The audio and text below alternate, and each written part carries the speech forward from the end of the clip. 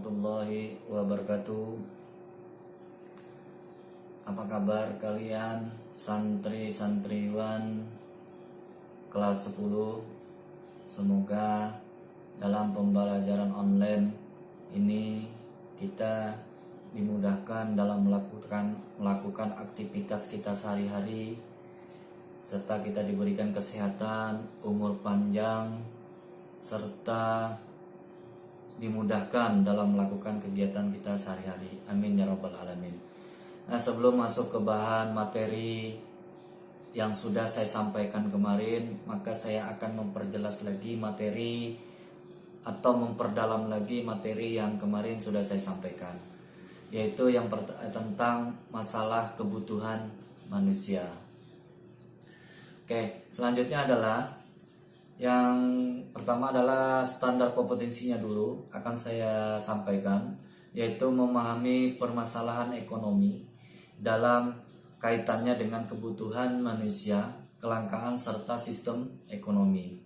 Selanjutnya adalah kompetensi dasarnya adalah mengidentifikasi kebutuhan manusia.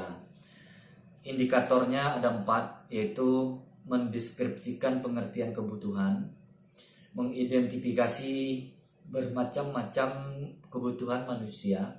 Ketiga, mendeskripsikan pengertian alat pemuas kebutuhan manusia. Dan yang keempat, mengidentifikasi macam-macam alat pemuas kebutuhan manusia. Oke, yang pertama adalah masalah ekonomi sesuai dengan judul yang di atas dan gambar-gambar yang ada.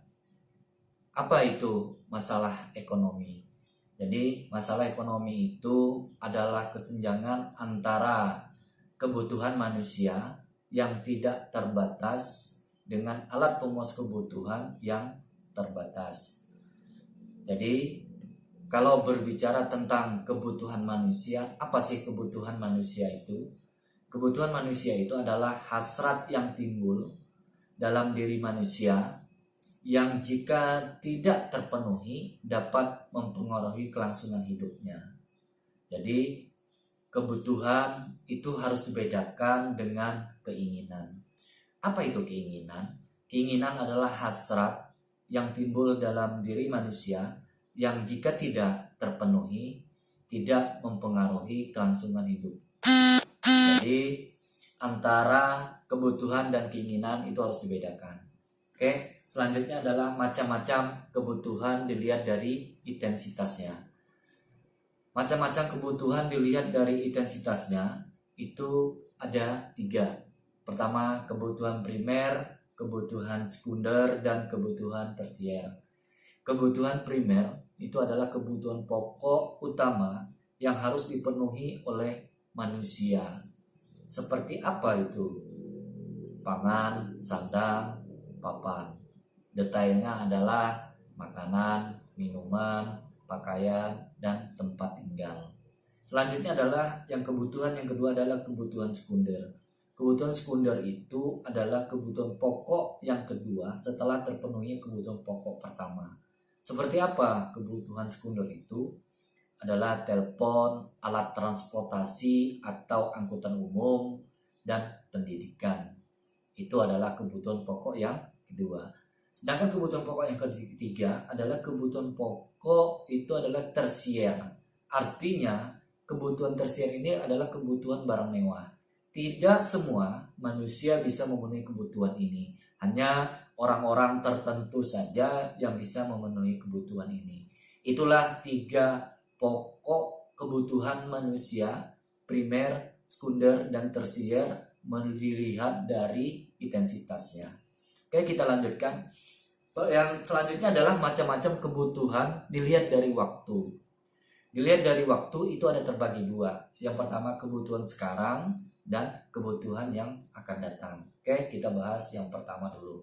Kebutuhan yang sekarang adalah kebutuhan yang harus dipenuhi sekarang juga. Dalam maksudnya adalah tidak boleh ditunda.